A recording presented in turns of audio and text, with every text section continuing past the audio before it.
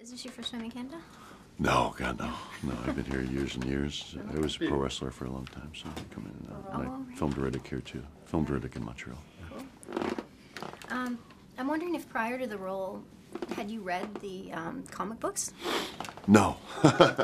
Even when I was offered the audition and tried to do research on Drax and on the Guardians, it was kind of one of those things. It was a little rough, you know, because there's been a lot of different versions of the Guardians, and also in particular versions of Drax, who has changed a lot throughout the years. So it was a little rough finding reference material.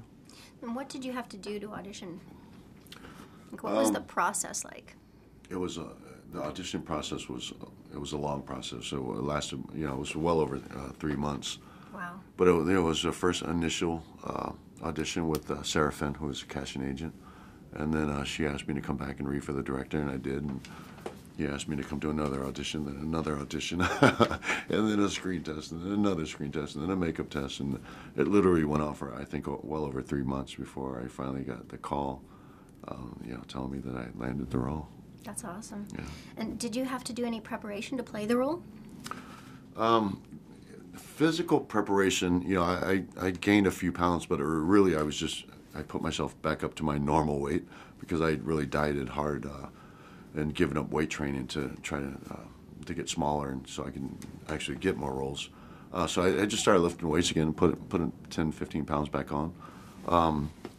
But as far as performance, I took the advice from my acting coach, and he said, just be professional, learn your dialogue, know your lines, but otherwise just go in open-minded because you want to bounce off, you know, your cast members and your fellow cast members, and you also want to allow yourself to be directed. So that's what I did. My preparation was just learning my lines. And then I went to set, and then I just, you know, I played with everybody, played with the other actors, and let, you know, James direct me to make sure I gave him the performance that he was looking for. What was the most fun about playing Drax?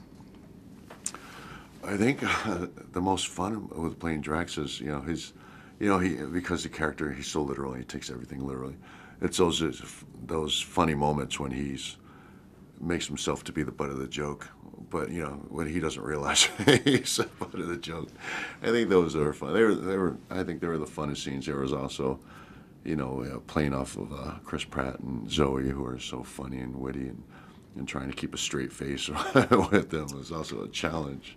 So I think those are kind of the most fun scenes. I wanted to ask you, what was the atmosphere like on the set? Was there a lot of, you know, joking, and was it a lot of fun? There was a lot of joking, there was a lot of laughs, a lot of, you know, singing and dancing, and yeah, it was as fun as you would think it would be. Cool. Probably even more so than people would realize. And, you know, I try to tell people, you know, we had so much fun making this film. We went to work every day and just, you know, laughed our butts off. But I even think that, you know, it's really hard to, unless you were actually there, to realize how much fun we had making this movie. Well, I think it comes across on the screen because it's a lot of fun to watch. Yeah.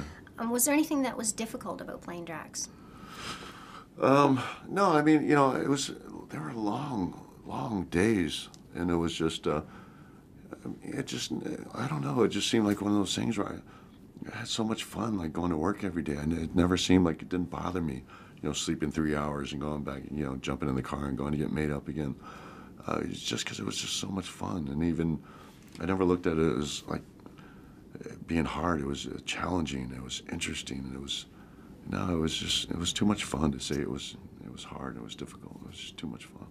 And one last question. I hear you collect lunchboxes. I do. Are they making a Guardians of the Galaxy lunchbox that you can add to your collection? I actually have a Guardians of the Galaxy lunchbox, and it was actually made specifically for me. By James Gunn, the director. That was my wrap gift. He knew that I collect lunchboxes, and he had this lunchbox made up for me. But I hope that they'll put some out. I'd like to see everybody have a Guardians of the Galaxy lunchbox. Definitely. I think people are going to want one of those. Yeah, I hope so. Okay. Thank you for talking with us today. Yeah, thank you. I appreciate it.